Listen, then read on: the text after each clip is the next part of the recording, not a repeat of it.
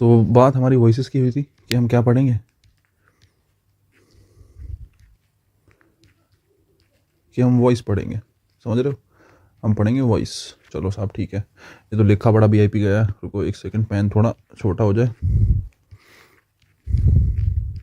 ठीक है, एक्टिव और पैसिव वॉइस की बात हुई थी। जनरल अगर हम टर्म में बात करें, थोड़ा सा फॉर्मेलिटी कर लें, तो दो टाइप के वॉइसेस होते हैं।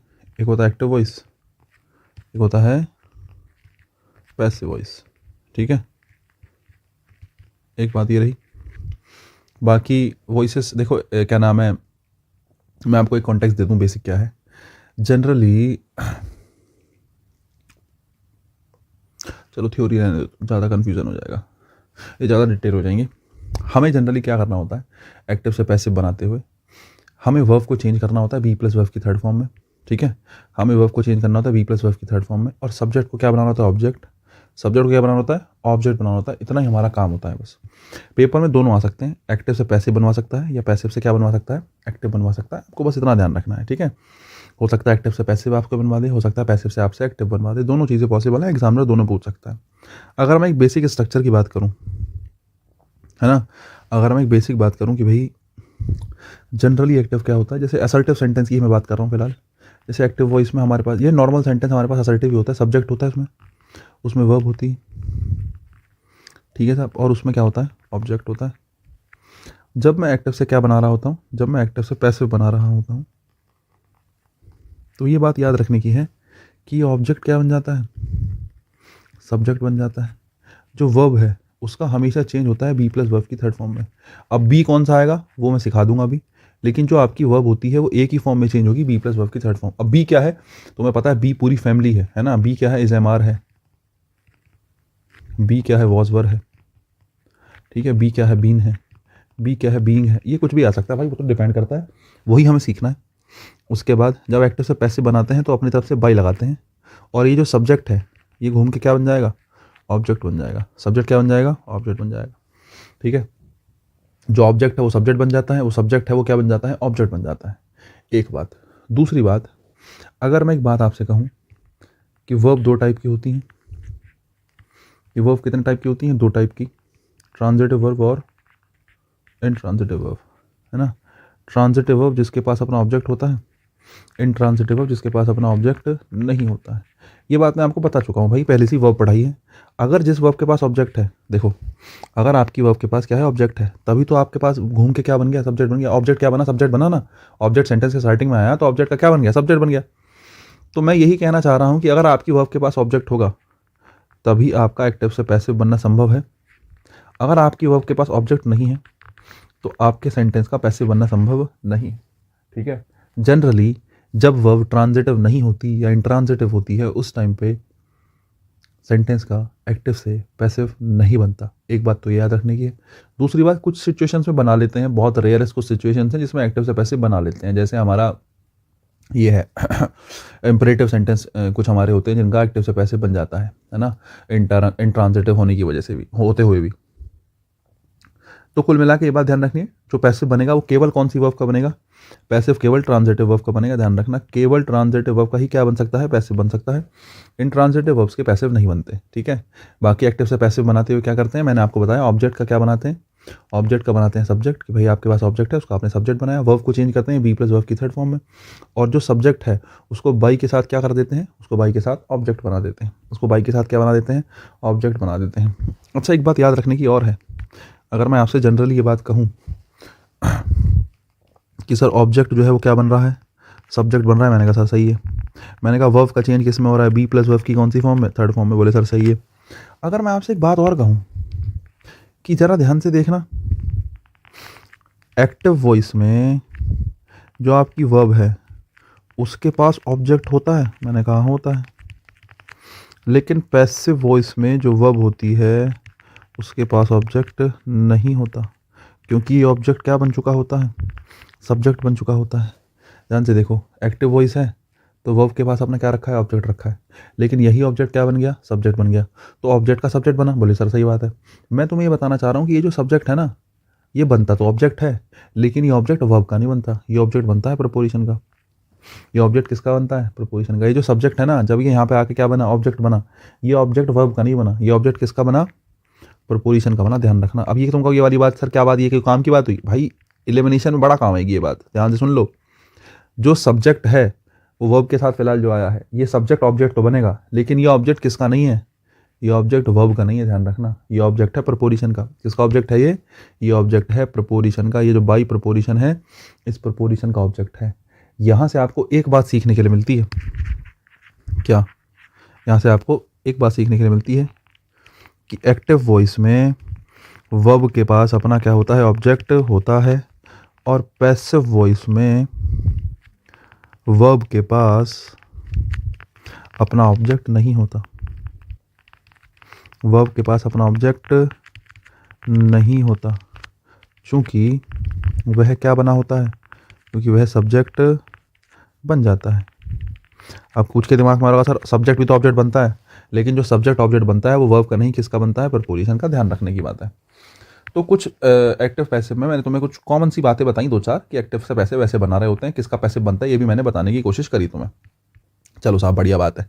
अब मैं थोड़ा वर्ब्स की बात कर लेता हूँ कि भाई आपने बोले सर, आपने एक बात बताई। मैंने कहा क्या बताया? बोले सर आपने एक बात बताई कि आपके पास अगर कोई वर्ब होगी, है ना, तो उस वर्ब का चेंज किस में करेंगे? आपने बताया सर वर्ब का चेंज करेंगे बी प्लस वर्ब की कौन सी फॉर्म में? थर्ड फॉर्म में। मैंने कहा सही बात है ना। जो नॉर्मल वर्ब की फॉर्म है, मैं एक्टिव फॉर्म की बात कर रहा हूँ। और बी प्लस वर्ब की थर्ड फॉर्म किस में होती है? बी प्लस वर्ब की थर्ड फॉर्म होती है पैसिव में। तो मैं कुल मिला के एक्टिव से पैसिव बनाना सीख रहा हूँ, ध्यान से देखना। हमारे पास प्रेजेंट इंडेफिनिट होता है। मैं टेंस नहीं लिख रहा हूँ बच्चे, प्रेजेंट इंडेफिनिट आपको पता है वर्ब की फर्स्ट फॉर्म होती है। वर्ब की फर्स्ट फॉर्म को चेंज करोगे बी प्लस वर्ब की थर्ड फॉर्म में। आपको पता है बी, अब देखो हमें पता है ना बी के बारे में, देखो ध्यान से सुनो। हमें पता है बी के बारे में कि बी की फर्स्ट फॉर्म क्या होती है? बी की फर्स्ट फॉर्म होती है इज एम आर। बी की सेकंड फॉर्म होती है वाज वर, है ना। बी की थर्ड फॉर्म होती है बीन। और बी की फोर्थ फॉर्म होती है बीइंग। समझ रहे हो? इस बात का ध्यान रखना। अगर फर्स्ट फॉर्म रख रहे हो और बी प्लस वर्ब की थर्ड फॉर्म लगा रहे हो, बी की फर्स्ट फॉर्म क्या होती है? Is am are. तो वर्ब की फर्स्ट फॉर्म का जब पैसिव बनाओगे तो बनेगा is am are plus verb की थर्ड फॉर्म तो मैंडेटरी होती ही है। मैंने कहा आपसे वर्ब की सेकंड फॉर्म का बना दो सर। आपने कहा सर क्या मुश्किल बात है? मैंने कहा अच्छा सेकंड फॉर्म। बोले सर वर्ब की सेकंड फॉर्म होती है वाज वर। तो मैंने कहा यार वाज वर लिख लो, वाज वर, है ना। बी आ गया प्लस वर्ब की कौन सी फॉर्म? Third form. मैंने कहा यार तो बड़ा आसान काम है। आपने कहा सर देखो, मैंने कहा एक टाइप और बताओ। मैंने कहा अच्छा अगर मैं आपके सामने लिख दूँ विल या शैल प्लस वर्ब की फर्स्ट फॉर्म, कहीं भी विल शैल प्लस वर्ब की फर्स्ट फॉर्म आ जाए, मैंने कहा आपको चेंज किस में करना है? मैंने कहा आपको चेंज करना है बी प्लस वर्ब की थर्ड फॉर्म में। तो विल शैल को मत छेड़ो, उसको ऐसे ही रखा रहने दो, विल शैल प्लस वर्ब की थर्ड फॉर्म। अब आपको कहा सर विल शैल के साथ थर्ड फॉर्म तो आती नहीं है। अरे मैंने कहा मुझे कौन सा थर्ड फॉर्म रखनी है, मुझे पैसिव बनाना है। पैसिव में क्या रखते हैं? बी रखते हैं। तो विल शैल के साथ क्या रख दो? अपनी तरफ से बी रख दो प्लस वर्ब की थर्ड फॉर्म रख दो। एक्टिव से क्या बन गया? पैसिव बन गया। बहुत आसान काम है। अगर कहीं तुम्हें इज एम आर, है ना, या फिर वॉज वर प्लस वर्ब की आईएनजी फॉर्म मिल जाए तो मैंने कहा इसका पैसिव बना दोगे? आपको सर बना देंगे। मैंने कहा कैसे? बोले सर इस एम आर को ऐसे ही रखो। मैंने कहा हाँ ठीक है। बोले या फिर सर कहीं वॉज वर मिल जाए उसको भी ऐसे रखो। मैंने कहा हाँ भाई ठीक है। बोले sir is am are was were के साथ, बोले सर वर्ब की कौन सी फॉर्म लगाओगे? Third form. लेकिन चेंज किसे कर रहे हो? चेंज कर रहे हो वर्ब की एनजी फॉर्म को, तो बदले में एनजी फॉर्म रख दो। बी की एनजी फॉर्म क्या होती है? बीइंग होती है। बी की एनजी फॉर्म क्या होती है? बीइंग होती है। तो आपने बदले में क्या रख दिया? बीइंग रख दिया। विल शैल में वर्ब की फर्स्ट फॉर्म है, आपने वर्ब की फर्स्ट फॉर्म को किस में चेंज करा? थर्ड फॉर्म में। तो बदले में एक फर्स्ट फॉर्म रखनी पड़ेगी। वो फर्स्ट फॉर्म कौन सी रखोगे? बी की रखोगे। बी की फर्स्ट फॉर्म क्या होती है? बोले सर बी की फर्स्ट फॉर्म बी ही होती है।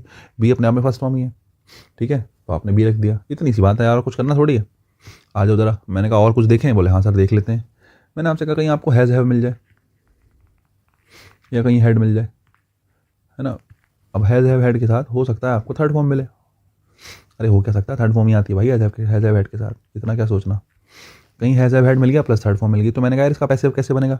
आपने कहा सर कुछ भी मुश्किल नहीं है। मैंने कहा अच्छा देखो, हैज़ हैव का हैज़ हैव या फिर हेड का हेड प्लस, बोले सर वर्ब की थर्ड फॉर्म। मैंने कहा third form. Has have head के साथ बोले सर आती हुई थर्ड फॉर्म। मैंने कहा थर्ड फॉर्म लिख दी। लेकिन पैसिव बना रहे हो तो अपनी तरफ से क्या भी ऐड करना पड़ेगा? बी ऐड करना पड़ेगा। अब बी ऐड करना पड़ेगा तो भाई बी की कौन सी फॉर्म? हैज़ हैव के साथ थर्ड फॉर्म आती है, तो यहाँ पर बी की थर्ड फॉर्म लगा दो बीन। बी की थर्ड फॉर्म क्या लगा दो? बी की थर्ड फॉर्म लगा दो been. Has have had plus been plus verb की थर्ड फॉर्म बन गया एक्टिव से क्या? पैसिव। कुछ नहीं है इसमें। जैसे माना मैंने आपको एक सेंटेंस दिया, सेंटेंस मतलब स्ट्रक्चर दी, सेंटेंस नहीं, अभी फिलहाल सेंटेंस नहीं। Will shall plus have plus verb की थर्ड फॉर्म, ठीक है। तो आप इसको क्या चेंज करेंगे, आप चेंज करेंगे will shall plus have plus been plus verb की थर्ड फॉर्म, ठीक है। आपने साथ में क्या लगा देना है, आपने बीन लगा देना, ध्यान से देखो, आपने क्या लगा देना है, आपने साथ में बीन लगा देना है। एक्टिव से पैसे बना रहे हो, आप तुम कहोगे हैज़ हैव के बीन क्यों लगाया, अरे हैव के साथ क्या आता है, हैज़ हैव के साथ थर्ड फॉर्म आती है, थर्ड फॉर्म क्या आएगी, बीन आएगी, तो आपने अपनी तरफ से क्या लगा दिया, बीन लगा दिया। एक्टिव से क्या बन गया, पैसे बन गया, कोई दिक्कत की बात ही नहीं है, ठीक है। इतना काम आपको फिलहाल करना है कि एक्टिव से पैसे बनाने में कुछ चीज़ें करनी है। अच्छा, अगर तुम समझदार होंगे तो तुम्हें 2-4 चीज़ें समझ में आएंगी। पूछो क्या, ठीक है, अभी बताता हूँ क्या। 1 सेकंड रुको, पहले तो मैं इसको ज़रा एक बार बॉक्स में बंद कर लेता हूँ छोटा सा ज़रा, ठीक है। ये हमारे काम की चीज़ है जो हमने करी है, ठीक है साहब, ये मैंने बताया आपको। इसके अलावा मैं आपको एक बात कहना चाह रहा था कि आपने कौन से टेंस लिख लिए। सबसे पहले आपने प्रेजेंट इंडेफिनिट लिख लिया, एक टेंस। दूसरे नंबर पे आपने पास्ट इंडेफिनिट लिख लिया, दूसरा टेंस। तीसरे नंबर पे आपने फ्यूचर इंडेफिनिट लिख दिया, ठीक है साहब। इंडेफिनिट के 3 हो गए, मैंने कहा सही है। चौथे नंबर पे आपने प्रेजेंट कंटिन्यूस और पास्ट कंटिन्यूस लिख दिया, है कि नहीं, इज एम आर आईएनजी और वाज और आईएनजी। उसके बाद आपने has have had plus verb की तरफ, मतलब आपने प्रेजेंट परफेक्ट लिख दिया और आपने पास्ट परफेक्ट लिख दिया। और प्रेजेंट परफेक्ट पास्ट परफेक्ट के बाद हमने एक टेंस लिख दिया, will shall plus have plus verb की थर्ड फॉर्म, मतलब क्या, विल शैल हो गया future, has have plus verb की थर्ड फॉर्म हो गया परफेक्ट, ये हो गया फ्यूचर परफेक्ट टेंस। तो टोटल अगर टेंस का नंबर देखो तो टोटल 8 टेंस है आपके पास, है ना। Present perfect 1, present indefinite 1, past indefinite 2, future indefinite 3, ये हो गया 4, ये हो गया 5, ये हो गया 6, ये हो गया 7 और ये हो गया 8। अगर तुम समझदार हो तो तुम्हें ये बात समझ में आनी चाहिए कि टोटल कितने टेंस होते हैं अपने पास। यार 12 टेंस होते हैं। बोले सर आपने तो 8 कैसे सिखाया, क्योंकि बेटे 12 टोटल टेंस की अगर हम बात करें तो टोटल टेंसेज हमारे पास कितने बनते हैं, 12 बनते हैं। अगर मैं आपसे पूछूं पैसिव कितने का बनता है, पैसिव केवल 8 का बनता है। पैसिव केवल किसका बनता है, 8 का। बचे कितने, 4 बचे। 4 टेंसेज ऐसे हैं हमारे पास जिनका पैसिव वॉइस नहीं बनता। 4 टेंसेज ऐसे हैं जिनका पैसिव वॉइस नहीं बनता। कौन से हैं जरा देख लो। इंडेफिनिट के 3 लिख लिए, कंटिन्यूस का 1 नहीं लिखा, है ना। तो कंटिन्यूस का 1 कौन सा है, फ्यूचर कंटिन्यूस टेंस। उसके अलावा मैं आपसे पूछूं परफेक्ट का कौन सा लिखा है, परफेक्ट के 3 लिखे हैं, present perfect, past perfect, future perfect, ठीक है साहब। बचा परफेक्ट कॉन्टिन्यूस, तो प्रेजेंट परफेक्ट कॉन्टिन्यूस, तीसरा बनेगा पास्ट परफेक्ट कॉन्टिन्यूस और चौथा बनेगा फ्यूचर परफेक्ट कॉन्टिन्यूस, ठीक है साहब। Present perfect continuous, past perfect continuous, future perfect continuous, ये हमारे पास टेंसेज हैं कुछ, ठीक है। अब ध्यान से देखो, 4 टेंस हैं यार ये, इन चारों का पैसिव वॉइस नहीं बनता। मैं आपको यही बताना चाह रहा हूँ कि पैसिव वॉइस बनता क्यों नहीं है ना। आपको पता तो हो कि ऐसा क्या कारण हुआ कि पैसिव वॉइस बन ही नहीं पा रहा। तो देखो, पहले स्ट्रक्चर लिखता हूँ इनकी, देखो। फ्यूचर कंटिन्यूस क्या होता है, विल या शैल, ठीक है। Continuous will shall plus have plus verb की कौन सी फॉर्म, आईएनजी फॉर्म, यही है क्या। देखो एक तो मैंने गड़बड़ कर दी है, गड़बड़ ये कर दी है कि हैव लगा दिया है, बी आएगा। प्रेजेंट परफेक्ट कॉन्टिन्यूस, हैज़ या हैव आ गया प्रेजेंट के लिए, परफेक्ट के लिए बीन आ गया, कंटिन्यूस के लिए आईएनजी फॉर्म आ गया। पास्ट परफेक्ट में पास्ट के लिए हैड आया, परफेक्ट के लिए आ गया बीन, कंटिन्यूस के लिए आईएनजी फॉर्म। फ्यूचर परफेक्ट में विल या शैल आया, हैव आया, परफेक्ट के लिए आया बीन और कंटिन्यूस के लिए आईएनजी फॉर्म। देखो इन चारों टेंस का जो है हमारे पास एक्टिव से पैसिव नहीं बनता, ध्यान रखना। इन चारों टेंसेस का पैसिव वॉइस नहीं बनता, याद रखने की बात है। उन चारों टेंसेस का पैसिव वॉइस नहीं बनता। ना बनने का रीज़न क्या है बता देता हूँ। पैसिव वॉइस ना बनने का रीज़न, बच्चे इनमें ऑलरेडी एक बी वर्ब प्रेजेंट है। देखो बी वर्ब इनमें अलग से रखी हुई है ना। बीन लिखा है ना, देखो तीनों जगह बीन लिखा है, यहाँ भी बीन है, यहाँ भी बीन है और यहाँ भी बीन है ना। तो जब इनका पैसिव बनाओगे, सोच के देखो, जब इनका एक्टिव से पैसिव बना रहे होंगे तो जब पैसिव बनाओगे तो मेन वर्ब के बदले जो हमें फॉर्म लगानी पड़ती है। जैसे हमने यहाँ पे क्या करा, देखो थर्ड फॉर्म थी, थर्ड फॉर्म के बदले बीन लगाया, थर्ड फॉर्म थी, थर्ड फॉर्म के बदले क्या लगाया, बीन लगाया। आईएनजी फॉर्म थी तो आईएनजी फॉर्म के बदले बीन लगाया। जो मेन वर्ब है उसके बदले कुछ लगाना है, वर्ब की फर्स्ट फॉर्म है उसके बदले क्या लगाया, बी लगाया। तो सेम यहाँ हमें करना पड़ेगा, जो हमारे पास मेन वर्ब है, देखो यहाँ चारों तरफ मेन वर्ब क्या है, चारों में मेन वर्ब आईएनजी फॉर्म है, तो इसके बदले बीइंग लगाना पड़ेगा। जब तुम इसके बदले बीइंग लगाओगे तो यहाँ बीइंग आएगा, समझ रहे हो, यहाँ बीइंग आएगा, यहाँ बीइंग आएगा, और यहाँ भी क्या आएगा, बीइंग आएगा।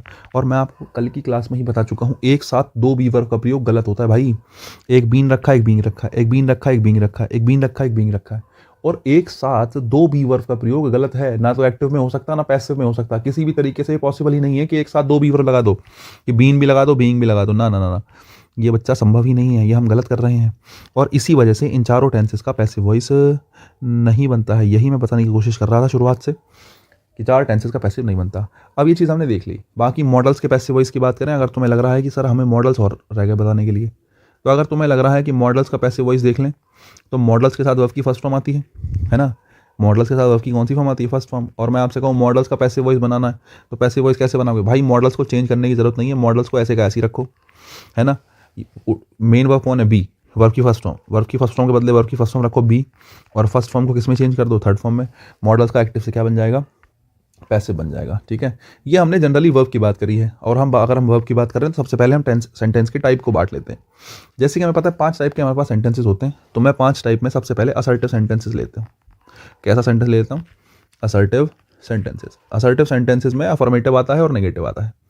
असर्टिव में कौन कौन आ जाते हैं, असर्टिव में अफर्मेटिव सेंटेंस आ जाते हैं, और कौन से सेंटेंस आ जाते हैं, नेगेटिव सेंटेंस आ जाते हैं। मैं फिलहाल 2 ही टाइप की बात करूंगा, अफर्मेटिव की और नेगेटिव की। कुछ सेंटेंसेस देता हूँ, उसका एक्टिव से पैसिव बनाएंगे, बेसिक तो यही है हमारे पास करने के लिए, है ना। एक्टिव से पैसिव बनाते हैं, कुछ सेंटेंसेस देता हूँ। जैसे मैं सबसे पहला वही एक जो कॉमन सेंटेंस में लेता हूँ कि मैं कहता हूँ आई टीच इंग्लिश, है ना। मैं कहता हूँ आई टीच इंग्लिश, तो ये एक सेंटेंस हो गया एक्टिव, आपको बनाना है पैसिव, है ना। अगर मैं कहता हूँ कि Ram has completed the task, कि राम ने जो है टास्क कंप्लीट कर लिया है। मैं तीसरा नंबर कहता हूँ Ram has sold his car, कि राम ने अपनी कार क्या कर दी है, सोल्ड कर दी है। मैं नंबर 4 की बात करता हूँ। मैं नंबर 4 में कहता हूँ आपसे कि शी सरप्राइज्ड द गेस्ट्स, ठीक है, एक तो रही ये बात। उसके अलावा नंबर 5 की मैं बात करता हूँ। नंबर 5 में कहते हैं क्या, हर आंसर, ठीक है। सरप्राइज बहुत इंपॉर्टेंट वर्ब है भाई, पेपर में बहुत पूछी जाती है, क्योंकि यहाँ कन्फ्यूजन बनता है एक। हर आंसर सरप्राइज द टीचर, हर आंसर सरप्राइज द टीचर, कि उसके आंसर ने टीचर को क्या कर दिया, सरप्राइज कर दिया। अब देखो ध्यान से सुनो, मैंने 5 सेंटेंस लिखे हैं, 5 को आपको एक्टिव से पैसिव बनाना है। 5 के 5 अफर्मेटिव सेंटेंस है ना। अफर्मेटिव भी असर्टिव भी होता है। आई टीच इंग्लिश में देखो टीच वर्ब है, वर्ब से पहले सब्जेक्टिव केस, वर्ब के बाद ऑब्जेक्टिव केस। ऑब्जेक्ट का क्या बनाओगे, सब्जेक्ट बनाओगे, तो सब्जेक्ट क्या बनेगा, इंग्लिश बनेगा। वर्ब की फर्स्ट फॉर्म चेंज होगी, is am are plus verb की थर्ड फॉर्म में, तो टीच के बदले आपने इज लगाया, और थर्ड फॉर्म क्या बनाओगे, टॉट बनाओगे, इंग्लिश इज टॉट। और आई जो है, मैंने कहा बाई लगा के सब्जेक्ट से क्या बना दो, ऑब्जेक्ट बना दो। आई सब्जेक्ट है, बाई लगाओ अपनी तरफ से, और क्या लगा दो, ऑब्जेक्ट लगा दो। आई का ऑब्जेक्ट बना दो, सब्जेक्ट का क्या बना दो, ऑब्जेक्ट बना दो।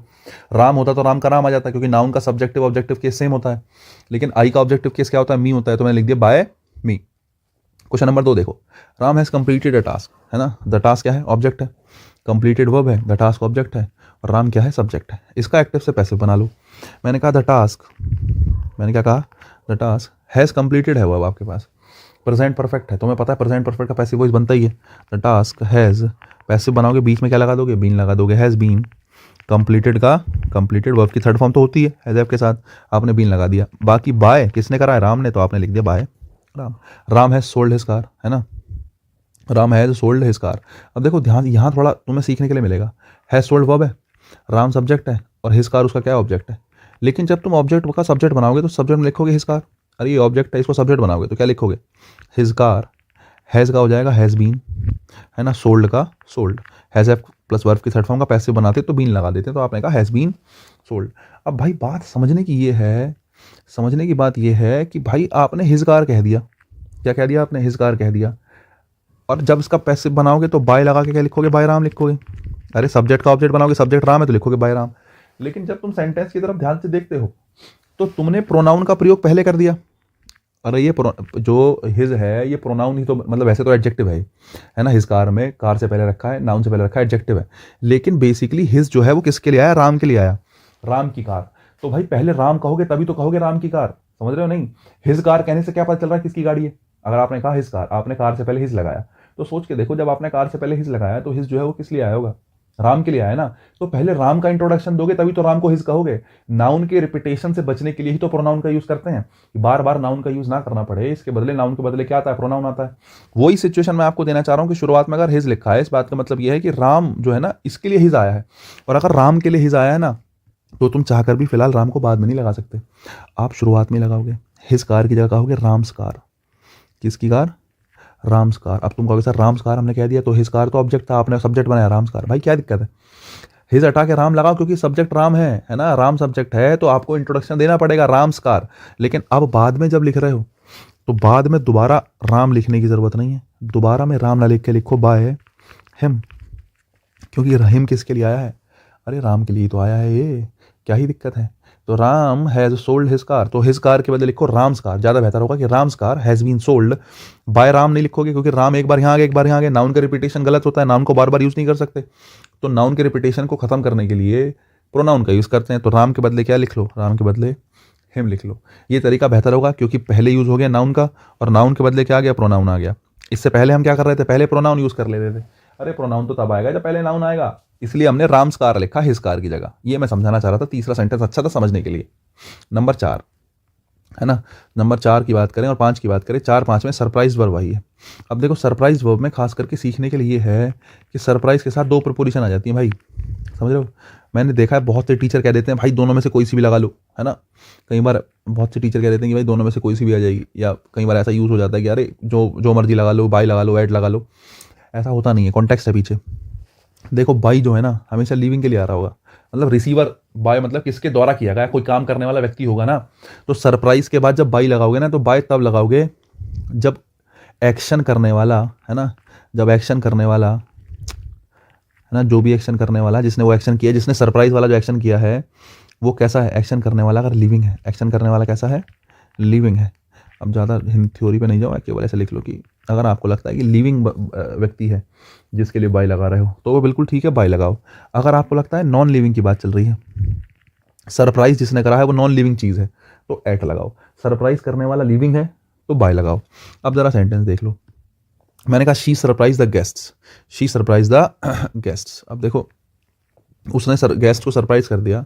अगर मैं इसका बनाता हूँ पैसिव, तो द गेस्ट ऑब्जेक्ट है, सब्जेक्ट बनेगा, आप कहोगे द गेस्ट्स। सरप्राइज वर्ब की सेकंड फॉर्म है तो आप कहोगे वॉज या वर, गेस्ट के हिसाब से वर आएगा, गेस्ट वर सरप्राइज्ड, गेस्ट वर सरप्राइज्ड। अब यहाँ पे ऑप्शन मिलता है बाय या फिर एट हर। जनरली हम एक्टिव से पैसिव बनाते हुए, जो मैंने आपको सिखाया है यहाँ पे, कि जनरली जब एक्टिव से पैसिव बना रहे होते हैं तो यूज़ तो हम किसका ही करते हैं, बाय का ही करते हैं।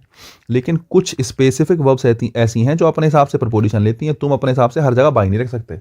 जैसे नो है, के एन ओ डब्ल्यू, जो नो शब्द होता है, नो मतलब जाना ना, नो के साथ कई बार एग्जामिनर बाय लगा के देता है, नो के साथ बाय आता ही नहीं, नो के साथ हमेशा टू आता है, नो के साथ हमेशा क्या आता है, नो के साथ हमेशा टू आता है, बाय आता ही नहीं। अगर तुम जबरदस्ती बाय लगाओगे गलत हो जाएगा। तो बाई बेसिकली डूअर को दिखाने के लिए आता है कि एक व्यक्ति जो लिविंग है उसके लिए बाई लगाते हैं। हालांकि यहाँ पे बाई और एट दोनों आ जाते हैं, दोनों में कौन सा ठीक होगा कौन सा नहीं अभी अभी चर्चा करेंगे। फिलहाल दोनों का एक्टिव से क्या बना ले, पैसिव बना ले। The teacher, the teacher object है, सब्जेक्ट बनाओ, आप कहोगे द टीचर। सरप्राइज का क्या कहोगे, the teacher was surprised, the teacher was surprised, है ना। और मैंने कहा प्रपोजिशन दो आ सकती हैं, बाय या एट, हर आंसर। अब आप देखो भाई सरप्राइज जिस चीज़ ने करा, सरप्राइज यहाँ पर किसने करा, हर, किसी लड़की ने सरप्राइज करा, लिविंग है ना। और अगर वो लड़की लिविंग है तो लिविंग के लिए एट नहीं, किसका यूज़ करेंगे, बाय का। The guest were surprise by हर, ठीक है, उसके द्वारा सरप्राइज कर दिए गए। अब देखो the teacher were surprise, teacher को सरप्राइज कर दिया गया, किसने, उसके आंसर ने। अगर उसका आंसर है, उसने कोई आंसर दिया, तो आंसर तो नॉन लिविंग है ना, नॉन लिविंग के लिए बाई नहीं, नॉन लिविंग के लिए सरप्राइज के साथ क्या लगाओ, सरप्राइज के साथ एट लगाओ। अब हालांकि क्वेश्चन तो ये प्रोपोजिशन का है, लेकिन एक्टिव पैसिव के साथ में पढ़ोगे तो बेहतर रहेगा, क्योंकि पैसिव बनाते हुए ही कन्फ्यूजन होता है और पेपर में बहुत ज़्यादा पूछा जाता है, ध्यान रखने की बात है, ठीक है। ये वाली बात ध्यान रखना, मैं एक बॉक्स में बंद कर देता हूँ सरप्राइज के साथ प्रपोजिशन, ठीक है, आपके काम की रहेगी। नेक्स्ट देखते हैं, मुझे लगता है मैंने आपको 5 सेंटेंस करा दिए, 6ठा नंबर देखते हैं। सेंटेंस नंबर 6 की मैं बात करूँ तो मैं कहता हूँ कि राम विल हेल्प श्याम, कि राम विल हेल्प श्याम, राम किसकी मदद करेगा, श्याम की मदद करेगा। 6 के बाद 7 में कहता हूँ Ram is reading a novel, ये राम एक नोवेल पढ़ रहा है, बढ़िया बात है भाई, ठीक है।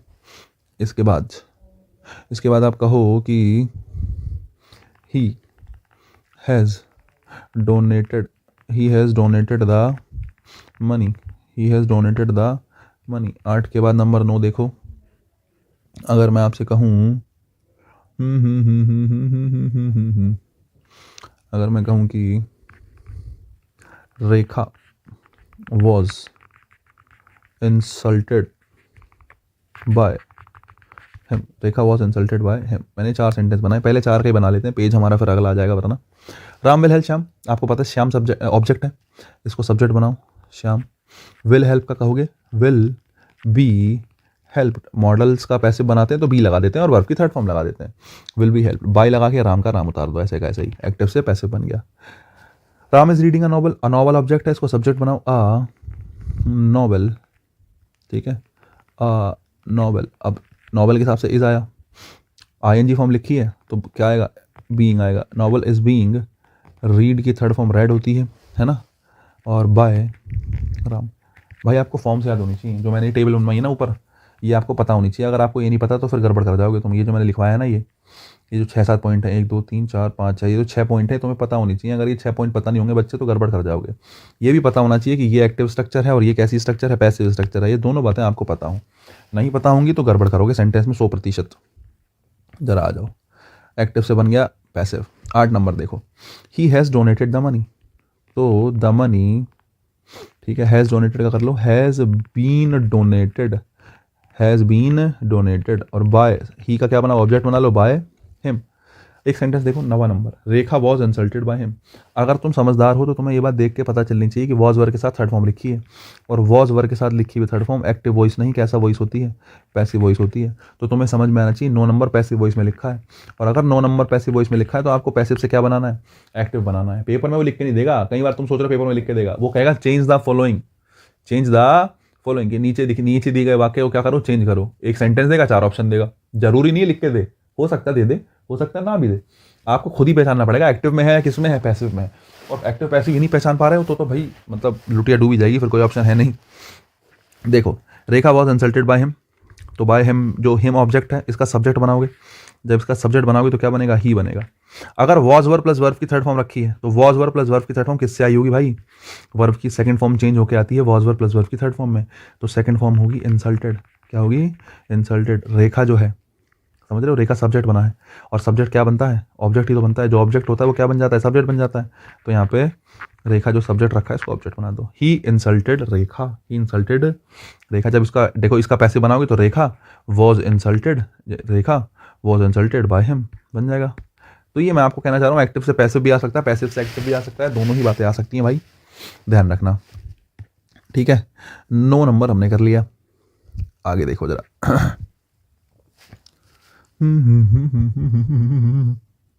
जैसे एक सेंटेंस ये बड़ा पूछा जाता है, इस टाइप के सेंटेंस बहुत पूछता है, ठीक है। एक सेंटेंस ये मैंने आपसे दिया,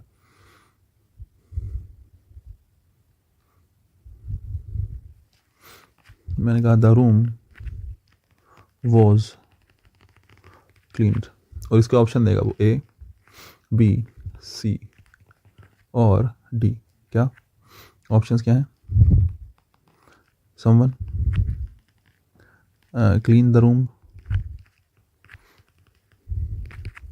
दूसरा है दे क्लीन द रूम। अब देखो, तुम्हें ये तो समझ में आना चाहिए, वॉज वर्ग के साथ थर्ड फॉर्म लिखिए तो पैसिव है, तो ये जो ऑप्शन होंगे एक्टिव वॉइस के होने चाहिए, ठीक है। द लेडी, ये बहुत आता है पेपर में question, the lady clean the room, और उसके बाद आएगा the cleaner cleaned the room, the cleaner clean the room. ये आपके पास 4 ऑप्शन मैंने दिए हैं। एक बार ज़रा टाइम लो, मैं 1-2 सेकंड का पॉज लेता हूँ कि चारों में से आपको क्या लगता है, ABCD में से कौन सा आंसर होगा, ध्यान से देखना, ठीक है। 1 सेकंड ज़रा सोचो, मुझे लगता है आप सोचोगे तो बेहतर सोच पाओगे, ठीक है। देखो ज़रा, अब देखो ये एग्जाम का सेंटेंस है, समझ रहे हो, द रूम वॉज क्लीन। तुम्हें बहुत सारे सेंटेंस मिलेंगे ऐसे, मैं भी बताऊंगा 2-4, लेकिन समझदारी की बात यह है कि इसके 4 आंसर, ठीक है। ईमानदारी से देखिए, सारे सारे ठीक है, ग्रामेटिकल ठीक है, लेकिन चारों में से बेहतर चुनना है। ध्यान से देखो, the room was clean, was verb plus verb की थर्ड फॉर्म है, ठीक है। वॉज वर्ब प्लस वर्ब की थर्ड फॉर्म में चेंज होकर आएगी वर्ब की सेकंड फॉर्म में। जब पैसिव से एक्टिव बनाऊंगा तो तुम्हें पता है कि अगर पैसिव में वॉज वर्ब प्लस वर्ब की थर्ड फॉर्म रखी तो एक्टिव में आएगी वर्ब की सेकंड फॉर्म। सीधी बात है, second form was verb plus verb की थर्ड फॉर्म बनती है। यहाँ पर सेकंड फॉर्म, यहाँ पर सेकंड फॉर्म, यहाँ पर सेकंड फॉर्म, यहाँ पर सेकंड फॉर्म, चारों में सेकंड फॉर्म है, ठीक है। सब्जेक्ट क्या है, the room. The room passive में लिखा है, एक्टिव में ऑब्जेक्ट बन जाएगा, the room object, the room object, the room object, the room object. अब यहाँ पर कोई सब्जेक्ट होना चाहिए बाई, ये कुछ तो होगा बाई लगा के, ये सब्जेक्ट होना चाहिए। अगर ये सब्जेक्ट होगा तो यही यहाँ पे क्या बनेगा, सब्जेक्ट बनेगा। लेकिन एग्जामिनर कितना चलाक है भाई, उसने लिख के दिया नहीं सब्जेक्ट क्या है, वो कह रहा है कि तुम गैस करो। अगर उसने सब्जेक्ट नहीं दिया तो ईमानदारी से अगर देखें तो मेरे हिसाब से चारों ठीक है, सम्मन भी ठीक है, दे भी ठीक है, लेडी भी ठीक है, सिलीकन भी ठीक है, मेरे हिसाब से तो चारों ठीक है। क्यों? क्योंकि जब दिया ही नहीं, जब सब्जेक्ट मेंशन ही नहीं करा तो कुछ भी मान लो। लेकिन फिर ऐसे में आपसे उम्मीद भी करता है कि आप इसको सही मान के चलो कि रूम वॉज क्लीन, की कमरे को क्लीन करा गया। किसने करा? सब्जेक्ट क्या बनना चाहिए, समवन बनना चाहिए, दे बनना चाहिए, द लेडी बनना चाहिए, द क्लीनर बनना चाहिए। तुम्हें बहुत सी किताबें मिलेंगी जहाँ पे आंसर लिखा मिलेगा समवन, समझ रहे हो। समवन ठीक हो सकता है बशर्ते अगर क्लीनर ना दिया हो। यार अगर कमरा क्लीन करा गया तो किसके द्वारा करा गया? क्लीनर ने। जो साफ़ करने वाला होता है, व्यक्ति होता है ना, हमारे पास एक व्यक्ति होता है जो कमरा साफ़ करने के लिए आपने रख रखा है, एक पर्सन है बेसिकली जो क्लीनर है, वो कमरे वगैरह ही साफ़ करता है, तो उसका वही काम है। तो ऐसे में आपको डूअर का ध्यान देना होता है कि डूअर कौन सबसे बेहतर होगा। चारों में सबसे बेहतर ऑप्शन हमारे पास कोई है तो वो कौन है? सबसे बेहतर हमारे पास कोई ऑप्शन है तो वो डी फॉर डॉग है। द क्लीनर आपका सब्जेक्ट बनना चाहिए। अब आपको सर माना द क्लीनर ना होता, भाई द क्लीनर ना होता तो आंसर बनता समवन, द क्लीनर ना होता तो आंसर क्या बनता? समवन। क्योंकि मुझे पता ही नहीं किसने करा है ना, बाय समवन, कि भाई किसी ने करा लेकिन मुझे मेंशन नहीं करा। मेंशन नहीं करा तो मैं क्या लिख सकता हूँ? समवन। किसी ने करा होगा, पता नहीं किसने करा, तो आपने मेंशन कर दिया समवन। आपने क्या मेंशन कर दिया? आपने मेंशन कर दिया समवन। द क्लीनर जो आपने लिखा है ये सबसे बेहतर आंसर है। अगर द क्लीनर वाला ऑप्शन ना होता तो आप समवन वाले ऑप्शन को चुन सकते थे, लेकिन फिलहाल 10वें का आंसर डी फॉर डॉग होगा, ठीक है। डी फॉर डॉग नहीं है तो एक और एप्पल होगा। तो कई बार ऐसे सेंटेंस आपके एग्जाम में देखने के लिए मिल जाते हैं जहाँ पर आपको वो कंफ्यूज करेगा कि बताओ भी क्या आंसर होगा। जैसे मैं एक सेंटेंस आपको और देता हूँ, आपके बाद फिर आप कोशिश करना। 11 नंबर मैं आपसे कहता हूँ, the thief, the thief, the thief, the thief, the thief was caught, the thief was caught. और मैं ऑप्शन देता हूँ आपको, है ना। वॉज कॉट का चेंज किस में होगा? वॉज कॉट का चेंज होगा कॉट में। अरे वॉज वर्ब प्लस वर्ब की थर्ड फॉर्म है ना, है ना। और लास्ट में आ जाएगा द थीफ, दे और द थीफ। और उसके अलावा the public caught the thief, ठीक है। मैं बस सब्जेक्ट चेंज कर दे रहा हूँ, आपको पता ही है, बाकी तो ठीक है कि police man caught the thief. और एक ऑप्शन में देता हूँ समवन कॉट द थीफ, एक मैं देता हूँ समवन कॉट द थीफ, कि भाई चोर को पकड़ लिया ना, चोर को किसने पकड़ा ये तुमसे पूछा जा रहा है। वॉज वर्ब का चेंज कॉट होगा, द थीफ ऑब्जेक्ट है, सब्जेक्ट है, ऑब्जेक्ट बन जाएगा, कुछ नहीं है। आपको ये पहचानने के लिए एग्जामिनर कह रहा है कि चारों में से सबसे बेहतर कौन है, चारों में से सबसे बेहतर कौन है, आप ये बताओ। देखो हो सकता है तुम्हें इसमें आंसर लग रहा हो कि भाई पुलिस मैन ने पकड़ लिया है, ठीक है, नहीं अभी लग रहा होगा तुम्हें। देखो मैं 12 नंबर लिखता हूँ तब नहीं लगेगा। बस सेंटेंस नंबर 12 देखो क्या, the thief was arrested. 12 number कह रहा है the thief was arrested, the thief was arrested. अगर मैं इसके ऑप्शन दूँ आपको तो सेम ऑप्शन दूंगा मैं, टेंशन ना लो, बिल्कुल सेम ऑप्शन देंगे हम। दे अरेस्टेड आ जाएगा, वॉज वर्ब का जो है चेंज हो जाएगा वर्ब की सेकंड फॉर्म में, दे अरेस्टेड द थीफ हो जाएगा। फिर उसके बाद दे अरेस्टेड द थीफ के बाद मैं कह रहा हूँ police man arrested the thief, दूसरा ऑप्शन। तीसरा ऑप्शन में कह रहा हूँ the public arrested the thief, कि भाई पब्लिक ने अरेस्ट कर लिया। और चौथा मैं कह रहा हूँ समवन अरेस्टेड द थीफ। ये मैंने ऑप्शन दे दिया आपको कि भाई किसी ने थीफ को अरेस्ट कर लिया, पता नहीं कौन सा। अब मैंने आपको 2 क्वेश्चन दिए भाई, दोनों क्वेश्चन मज़ेदार हैं, आपको बताना है कौन सा ठीक है। देखो थीफ वॉज कॉट, कॉट का मतलब पकड़ जाना, चोर को पकड़ा गया है, और यहाँ पर चोर को अरेस्ट करा गया है। देखो एक बात बताऊँ, अरेस्ट करने का काम तुम नहीं कर सकते। दे मतलब कोई वो व्यक्ति नहीं हो सकता वो अरेस्ट कर ले। पब्लिक कभी किसी को अरेस्ट नहीं कर सकती, तुम सोचो अरेस्ट कर लेगी, ना ना ना ना, तुम अरेस्ट थोड़ी कर लोगे। अरेस्ट तो पुलिस वाले करेगा, तुम तो पकड़ के बैठा सकते हो। चोरी कर रहा था एक आदमी घर में किसी के, आपने पकड़ के बैठा लिया, मारा पीटा, अपने पास रख लिया, तो तुमने जनरल जो पब्लिक होती है वो कॉट कर सकती है, अरेस्ट नहीं कर सकती। अरेस्ट करने का काम केवल कौन करेगा? केवल पुलिसमैन करेगा। तो policeman arrested the thief, policeman arrested the thief. तो अब तुम सोचो यहाँ सम्मन लगा दो, भाई यहाँ सम्मन हो नहीं सकता। सोच के देखो ना, अगर थीफ को अरेस्ट करा गया है तो सम्मन कैसे लगा लोगे? सम्मन तो आ ही नहीं सकता। अरेस्ट करने का काम तो पुलिस वाले करेगा। सम्मन अरेस्टेड द थीफ भी गलत है, यहाँ पर केवल एक ऑप्शन सही है, पुलिसमैन अरेस्टेड द थीफ। लेकिन मैंने कहा था थीफ वॉज कॉट, चोर पकड़ा गया है ना, चोर को पकड़ा गया। किसने पकड़ा? तुम सोच रहे हो पुलिसमैन लगा दो, भाई पुलिसमैन लगाना मतलब ठीक होगा, लेकिन सबसे बेहतर ऑप्शन नहीं, क्योंकि दुनिया में हर जगह पुलिस अवेलेबल है नहीं। तुम कह दो कि भैया यहाँ भी पुलिस है, हर जगह पुलिस ही है और पुलिस ने पकड़ लिया। जो चोर का पकड़ा जाना है, जनरली जो चोरी वोरी हो रही होती है तो लोग वहाँ पकड़ते हैं, उसके बाद पुलिस के हवाले कर देते हैं, हम ये मान के चल रहे हैं। तो यहाँ पर अरेस्ट का मतलब है तो पुलिस ही करेगी, लेकिन पकड़ने का काम तो कोई भी कर सकता है। और जनरली पुलिस से ज़्यादा बेहतर होगा आप किसका यूज़ करो? The public caught the thief, the public caught the thief. सबसे बेहतर होगा आप पब्लिक का यूज़ करो, ठीक है। पब्लिक नहीं है आपके पास ऑप्शन में, सम्मान का यूज़ कर लो, ठीक है। नहीं, बाकी लगाने को तो चारों लगा लो, जब उसने बाई लगा के कुछ लिख के दिया ही नहीं तो फिर तो मैं कुछ भी मान लूँ, जो मानूँ वो सही है, ठीक है। लेकिन बेहतर होगा आप पब्लिक का यूज़ करो पहले वाले में, और दूसरे वाले में यूज़ करो पुलिसमैन का, ठीक है। नहीं, पहले वाले में पब्लिक का, दूसरे वाले में किसका? पुलिसमैन का। ये दोनों सेंटेंस वैसे। तो मैं आपको ये बताना चाह रहा हूँ, कई बार ऐसा होता है कि वो देता नहीं है आपको ऑप्शन, कई बार वो ऐसा करता है कि आपको ऑप्शन देता ही नहीं कि भाई क्या आपको यूज़ करना है बेसिकली, मतलब बाई लगा के क्या यूज़ करना है। जब उसने बाई लगा के दिए नहीं, आपको अपनी तरफ से रखना है, और उसलिए आपको कन्फ्यूजन थोड़ा सा हो जाता है। लेकिन इन चीज़ों का ध्यान रखना है, आपको देखना पड़ेगा। जैसे यहाँ इस वाले सेंटेंस में हमें पता है काम कमरे की सफाई हुई है, सफाई करने वाला पुलिसमैन नहीं होगा, पब्लिक नहीं होगा, लेडी नहीं होगी, कौन होगा? बोले साहब क्लीनर होगा। तो सबसे बेहतर ऑप्शन क्या हो गया? क्लीनर हो गया। चोर को पकड़ने का सबसे बेहतर ऑप्शन बोले पब्लिक पकड़ती है साहब चोर को, किसके हवाले कर देती? पुलिस वाले के। और पुलिस वाले क्या कर लेते हैं? अरेस्ट कर लेते हैं। अरेस्ट करने का काम केवल कौन करेगा? बोले साहब अरेस्ट तो केवल पुलिसमैन ही करेगा, इसलिए आपने पुलिसमैन लगा दिया, है ना।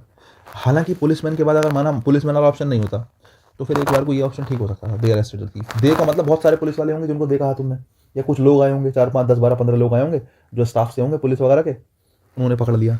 लेकिन सबसे बेहतर आंसर पुलिसमैन ही है भाई। सबसे बेहतर आंसर क्या है? सबसे बेहतर आंसर है पुलिसमैन, ठीक है। ये रही बात। अच्छा देखो,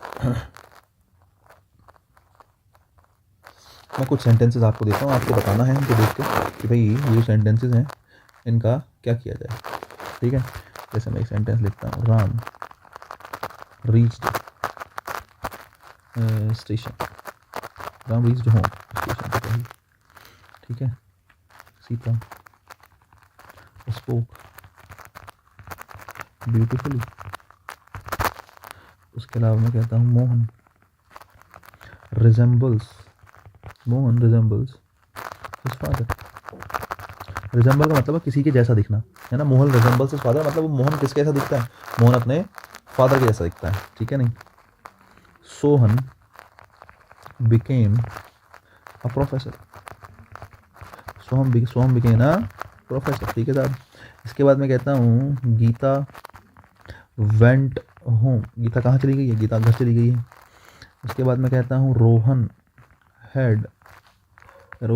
हैज़ अ ह्यूज हाउस, कि रोहन के पास तो भाई बहुत बड़ा घर है, ठीक है। उसके बाद मैं कहता हूँ रोहन किल्ड हिमसेल्फ, रोहन ने जो है खुद को ही क्या कर लिया? मार लिया, मतलब सुसाइड वगैरह कर लिया उसने, लेकिन हमने लिखा है रोहन किल्ड हिमसेल्फ। अब देखो मैंने आपको कुछ सेंटेंस दिए हैं, ज़रा देखना, पैसे वॉइस बनाओ इनके, टाइम लो 2-4 मिनट का और पैसे वॉइस बनाओ इनके। ये कितने सेंटेंस हैं? 7 सेंटेंस है। मैं आपसे कहता हूँ कि इन 7 सेंटेंसेस के पैसे वॉइस बनाए जाएँ, कि भाई ये 7 सेंटेंस हैं, इन 7 सेंटेंस के पैसे वॉइस बनाए जाएँ। भाई तुम ध्यान से जब देखोगे, वीडियो पॉज कर लेना, पॉज करने के बाद देखना, मैं सॉल्यूशन बताता हूँ क्या है। तुम जब ध्यान से देखोगे इन 7 में से एक भी सेंटेंस का पैसिव वॉइस बनेगा नहीं भाई साहब, हम आपको अभी बता दे रहे हैं, आप कोशिश करके देखें, इनमें से एक भी सेंटेंस का पैसिव वॉइस नहीं बनेगा। कुछ का हो सकता है तुमने बना लिया हो, रिजेंबल्स वाले का बना लिया होगा, है ना, बिकम वाले का बना लिया होगा, कुछ का हो सकता है तुमने बना लिया हो, है ना, लेकिन बनेगा नहीं। कैसे? जरा ध्यान से देखो। रीच, राम रीच्ड, मैं पूछूं राम रीच्ड व्हाट या राम रीच्ड वेयर? वेयर का रिप्लाई है रीच्ड हमेशा इंट्रांजिटिव वर्ब होती है। रीच्ड हमेशा कौन सी वर्ब होती है? Intransitive verb. तो पहला पॉइंट तो ये है कि इंट्रांजिटिव वर्ब्स का पैसिव वॉइस नहीं बनता, ठीक है। दूसरा देखो, सीता स्पोक, सीता बोली, मैंने पूछा हाउ, सीता कैसे बोली? बोले बड़ा ब्यूटीफुली बोली सीता। तो हाउ का रिप्लाई मिल रहा है, हाउ का रिप्लाई एडवर्ब ऑफ मैनर होता है। वर्ब ने जवाब तो दिया ही नहीं, ऑब्जेक्ट तो है ही नहीं, ऑब्जेक्ट नहीं है तो इंट्रांजिटिव वर्ब, और इंट्रांजिटिव वर्ब का पैसिव वॉइस नहीं बनता है। रिजेंबल्स होता है किसी के जैसा दिखना। हो सकता है तुम्हें ये लग रहा हो कि ये हिज फादर इसका ऑब्जेक्ट है, लेकिन मैं आपको बता दूं ये ऑब्जेक्ट नहीं है, ये इंट्रांजिटिव वर्ब ही होती है। जो रिजेंबल्स होती है वो भी कैसी वर्ब होती है? इंट्रांजिटिव वर्ब होती है। ये ध्यान रखने की बात है, इंपॉर्टेंट है भाई ये। कई बार रिजेंबल का हम सेंटेंस का पैसिव बना देते हैं, ध्यान रखो, ये थोड़ा कंफ्यूज करेगा तुम्हें। रिजेंबल कैसी वर्ब है? इंट्रांजिटिव वर्ब मान के चलो। ये इंट्रांजिटिव छोड़ो, ऐसी वर्ब है जिसमें एक्शन नहीं होता, ठीक है, नॉन एक्शनेबल वर्ब है ना। रिजेंबल कैसी है? स्टेटिव वर्ब है। इंट्रांजिटिव भी मतलब स्टेटिक कहो कि भाई एक ऐसी वर्ब है जो स्टेटिक है, जो एक्शन को नहीं दिखा रही, केवल स्टेट को दिखा रही है। देखो पता क्या, जनरली ऐसी वर्ब जिसमें एक्शन हो ही नहीं रहा उसका पैसिव वॉइस नहीं बनाते हैं। पैसिव वॉइस तब बनाओगे ना जब तो उसमें तुमने कोई एक्शन दिखाया। लेकिन जब तुम कोई बेसिकली, जैसे मैं कहता हूँ आई एम अ टीचर, मैं एक टीचर हूँ, ये एक स्टेट है, इसमें कोई एक्शन थोड़ी हुआ। जब एक्शन हुआ ही नहीं तो पैसिव वॉइस बनेगा कैसे? पैसिव वॉइस बनेगा ही नहीं। लेकिन अगर मैं कहूँ आई टीच इंग्लिश, मैं इंग्लिश पढ़ाता हूँ, तो टीच जो है वहाँ पे आपने एक्शन दिखाया, वहाँ पे आपने दिखाया कि टीच जो वर्ब है मतलब मेरे द्वारा पढ़ाने का काम किया जाता है, वहाँ एक्शन हुआ, और एक्शन हुआ तो आई टीच इंग्लिश का पैसिव बनेगा। इंग्लिश इज टॉट बाय मी, ठीक है, पैसिव बनेगा। मैं ये कहना चाह रहा हूँ, रिजेंबल जो है ना, तुम तुम्हारे पिताजी जैसे दिखते हो, मोहन जो है अपने फादर जैसा दिखता है, मोहन का उसके फादर जैसा दिखना is not a kind of action. ये एक्शन है ही नहीं। मोहन का उसके फादर जैसा दिखना इस स्टेट, कि वो एक स्टेट है, एक अवस्था है कि मोहन अपने फादर जैसा दिखता है, मोहन अपने पिताजी पे गया है, इसमें एक्शन नहीं हुआ।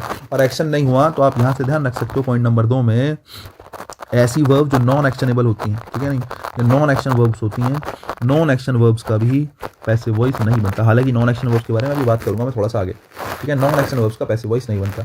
सोहन बिकेम अ प्रोफेसर, है ना, Sohan became a professor, Sohan क्या बन गया? सोहन एक प्रोफेसर बन गया।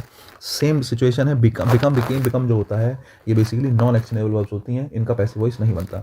Gita went home, Gita went where, Gita कहाँ चली गई? बोले जी गीता घर चली गई। ये जो वेंट है इंट्रांजिटिव वर्ब है, और इंट्रांजिटिव वर्ब्स के पैसिव वॉइस नहीं बनते।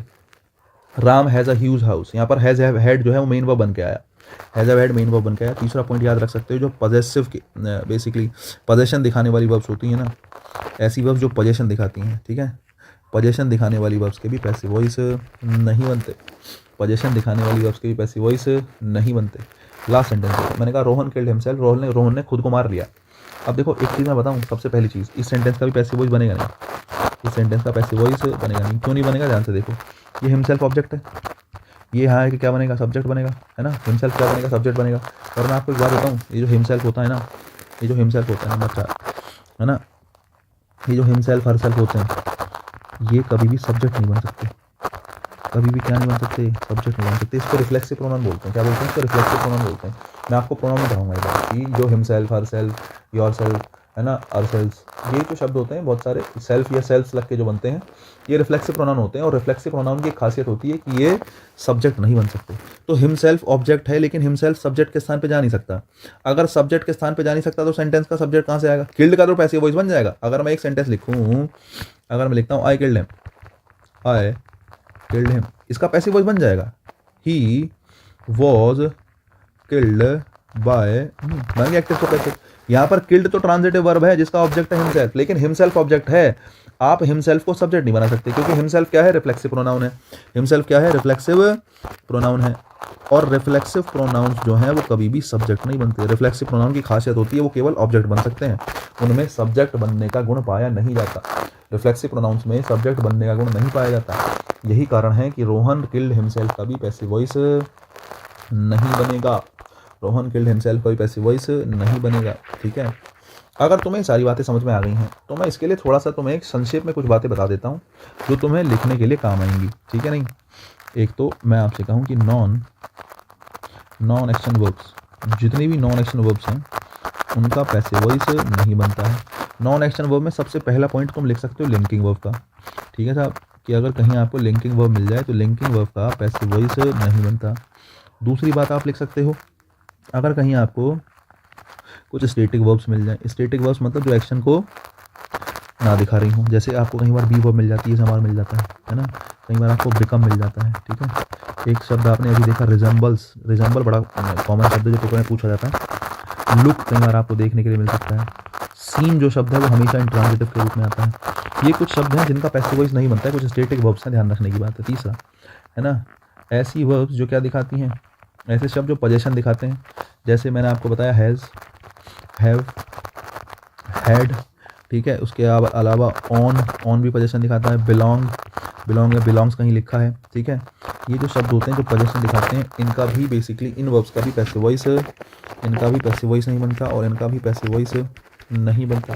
ध्यान रखना, ये कुछ चीज़ें हैं जिनका पैसिव वॉइस नहीं बनता। नॉन एक्शनेबल कुछ वर्ब्स होती हैं जिनका पैसिव वॉइस नहीं बनता। इसमें मैंने 3 चीज़ें पढ़ाई, लिंकिंग वर्ब्स हो गई, स्टैटिक वर्ब्स हो गई, और पोजेशन को दिखाने वाले कुछ शब्द होते हैं जिनका पैसिव वॉइस नहीं बनता है। और ये बहुत ज़रूरी बात है जितनी मैंने बताई है, मुझे लगता है बहुत इंपॉर्टेंट चीज़ें हैं ये। तुम्हें पता भी तो होना चाहिए किसका पैसिव वॉइस नहीं बनता। जैसे खास करके टीचिंग एग्जाम्स में चीज़ें देखी गई हैं, कई बार ऑप्शन ऐसे दे देता है, जैसे जैसे एसएससी वगैरह के एग्जाम्स होते हैं, तो इसमें तो 4 ऑप्शन जो होते हैं 99% वो मिलेंगे, तो उसमें 4 ऑप्शन दे रखे होंगे और वो चारों में से तुमसे कहेगा कि भाई एक ठीक है, बता दे कौन सा ठीक है। लेकिन जो टीचिंग वगैरह वाले एग्जाम्स होते हैं, टीचिंग वगैरह वाले एग्जाम्स में भाई 4 ऑप्शन में एक ऑप्शन ये भी दे देता है कि passive voice is not possible, है ना, कि passive voice is not possible, कि इस सेंटेंस का पैसिव वॉइस पॉसिबल ही नहीं है। तो तुम या तो बना लो, और तुम्हें पता भी होना चाहिए किसका पैसिव वॉइस बन सकता है, किसका पैसिव वॉइस नहीं बन सकता है। हो सकता है ऑप्शन में तुम्हें कोई सेंटेंस समझ में आ रहा हो, लेकिन तुम्हें बाद में समझ में आया कि यार ये तो स्टैटिक वर्ब थी या पोजीशन को दिखाने वाली वर्ब थी, और ऐसी वर्ब जो पोजीशन को दिखाती है, स्टैटिक सिचुएशन को दिखाती है, उनके पैसिव वॉइस नहीं बनते। तो बस मैं यही सिखाना चाह रहा था आपको कि आपको पता होना चाहिए किसका पैसिव बनेगा, किसका पैसिव नहीं बनेगा। ये कुछ चीज़ हमने सीखी, ये वाला कॉन्सेप्ट तो हमारा पूरा हुआ जितना हमने सीखा। लेकिन हाँ, इसके बाद हम कुछ और सीखते हैं। अब तक तो हमने कुछ बेसिक सेंटेंसेस सीखे, लेकिन हाँ, इसके बाद हम थोड़ा सा और डिटेल में चीज़ें सीखने की कोशिश करते हैं। कुछ मैं थोड़े कठिन कठिन से सेंटेंस आपको देता हूँ और थोड़ा लेवल बढ़ा लेते हैं सेंटेंसेस का अपना, और मैं आपको कहता हूँ कि ये सेंटेंस आपको बनाने हैं, ठीक है नहीं। ये हमारा 11-12 कुछ सेंटेंस हो गए थे, फिर से एक नंबर शुरू करता हूँ, अब तो मैं नंबर भूल चुका हूँ, ठीक है नहीं। पहला नंबर हम कहते हैं कि Ram said that the game was easy. Ram said that the game was easy. मैंने कहा एक सेंटेंस है, इसका एक्टिव से पैसिव बनाना है। सेंटेंस नंबर 2 मैं कहता हूँ कि सीता एक्सप्लेन्ड दैट। अब आपको मैं ये सेंटेंस अभी इसलिए करा रहा हूँ क्योंकि मैंने आपको अभी बेसिक बता दिया कि किसका पैसिव बनेगा, किसका पैसिव नहीं बनेगा। कई बार एक सेंटेंस में 2 वर्ब दी होती हैं, समझ रहे हो, कई बार एक सेंटेंस में 2 वर्ब दी होती हैं और आपको समझना पड़ेगा कि 2 में से कौन से का पैसिव बनेगा, कौन से का पैसिव नहीं बनेगा। तुम्हें नहीं पता होगा तो तुम गलती करोगे 100% यार, समझ रहे हो। जैसे मैं एक सेंटेंस लिख रहा हूँ ना, इनमें तुम्हें इस बात की इंपॉर्टेंस समझ में आएगी। ये जो सेंटेंस दे रखे हैं, एक दो इससे ऊपर जो मैं बता रहा हूँ, ये वाले जो सेंटेंस, इनमें तुम्हें समझ में आएगा कि हाँ यार, जेन्युइनली आपको ज़रूरत है पता होने की किसका पैसिव बनाए, किसका पैसिव ना बनाए, या फिर किसका बन सकता है, किसका नहीं बन सकता है। ये तुम्हें पता होने के लिए बहुत ज़रूरी है। अगर बड़ा सेंटेंस होगा तो उसमें 2-3 वर्ब आई होंगी, और वो 2-3 वर्ब में तुम्हें पता होना चाहिए किसका बनेगा, किसका नहीं। नहीं पता है तो भैया गलती होगी ही होगी, ठीक है नहीं। सीता केम, जैसे मैंने कहा, Sita came and solve the matter. Sita आई और उसने मैटर सॉल्व कर दिया। अब तुम्हें पता होना चाहिए केम का पैसिव वॉइस बनेगा ही नहीं, क्योंकि केम इंट्रांजिटिव वर्ब है, तो केम का तो पैसिव वॉइस बन ही नहीं सकता। पैसिव बनेगा तो किसका बनेगा, पैसिव सॉल्व का बनेगा, केम का बन नहीं सकता। केम का पैसिव वॉइस बन नहीं सकता, केम इंट्रांजिटिव वर्ब है, लेकिन सॉल्व का बनेगा, लेकिन साथ में लिखें। अब साथ में लिखें तो कैसे बनेगा, ये आपको सोचना पड़ेगा, समझ रहे हो ना भाई। मुश्किल काम है, ऐसा नहीं है, बिल्कुल एकदम लड्डू नहीं है। लेकिन मैं एक चीज़ हमेशा कहता हूँ अपने बच्चों से, है ना, जो नौकरी पे लग गए, जो लगने वाले हैं, जिनको मैं पढ़ा रहा हूँ, आप लोग हो गए, मैं सबसे हमेशा एक बात कहता हूँ, ठीक है, कि कहीं भी नंबर कटे भाई, पैसिव वॉइस और ये इनडायरेक्ट वगैरह वाले जो होते हैं ना, वॉइस और नरेशन में नंबर ना कटे। मैं एसएससी के बच्चे जैसे पढ़ा रहा होता हूँ, तो एसएससी में 100 में से, स्टेनोग्राफर के जो बच्चे होते हैं, 100 में से 20 नंबर के एक्टिव पैसिव आते हैं और डायरेक्ट इनडायरेक्ट आते हैं। 10 नंबर का वॉइस आता है, 10 नंबर का नरेशन आता है, तो 100 में से 20 नंबर, है ना भाई। मैं ना, मतलब क्या कहते हैं उसे, मतलब मैं बहुत ही मार देता हूँ बालक इस बात पे, खास करके कि अगर 20 में से एक नंबर भी कट गया वॉइस वगैरह में, नरेशन में, वॉइस में अगर नंबर कटा के बच्चा आ गया ना और वो मेरे सामने आ गया, मेरे से बुरा कोई होता नहीं है, मैं आपको बताऊं, जेन्युइनली बता रहा हूँ। ये इतने फ्री के नंबर होते हैं ना, इतने इजी नंबर होते हैं वॉइस और नरेशन के, पूछो मत भाई, इतना आसान काम होता है, बहुत ज़्यादा आसान काम, कि वॉइस और नरेशन के नंबर बहुत ईजी होते हैं यार, बहुत ज़्यादा ईजी। इसमें कोई मुश्किल का काम है ही नहीं। यहाँ नंबर नहीं कटना चाहिए। यहाँ नंबर कटने का मतलब है तुमने पैर पे कुल्हाड़ी मारी है, तुमने सिलेक्शन को कहा है कि मुझे नहीं चाहिए, समझे। The poet expressed that, poet ने एक्सप्रेस करा कि जो क्वीन है हमारी, है ना, वो ब्यूटीफुल है। The queen was beautiful. The poet express that the queen was beautiful. Next देखो, शी डिस्कस्ड, मैं सेंटेंस लिख रहा हूँ तो मैं बनाने हैं ये, मैं तो अगली क्लास में समझाऊंगा। She discussed that the team would win the match, the team would win the match. Next देखो, Salman said that he didn't आजकल वैसे मुद्दा गरमाया हुआ है. Kill the black deer. The Salman said that he did not kill the black deer.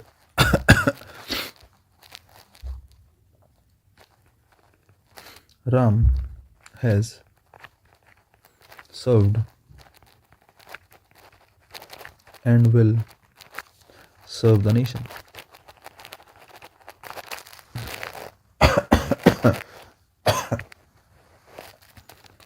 The teacher scolded the boy who came late. और 10वां number हम लिख लें. क्या लिख लें 10वां number? I have read the book which has many stories.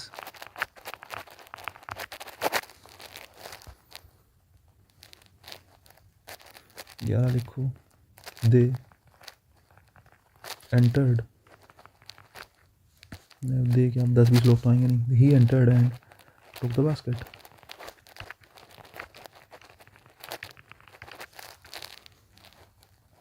ग्यारह के बाद 12 number.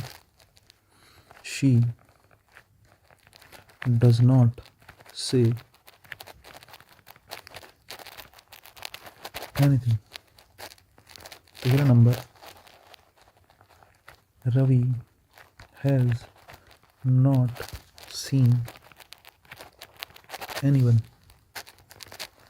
14 number. Nothing can be said by the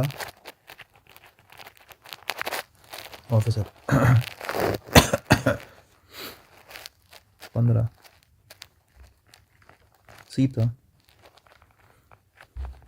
does not know any teacher. Sita does not know any teacher.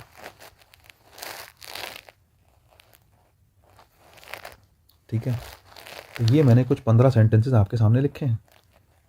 समझ रहे हैं कि नहीं समझ रहे हैं? ठीक है. ये कुछ 15 सेंटेंस मैंने आपके सामने लिखे. ये आपको घर से बनाएंगे. एक बार ज़रा कोशिश करना, मज़ा तो तब आएगा.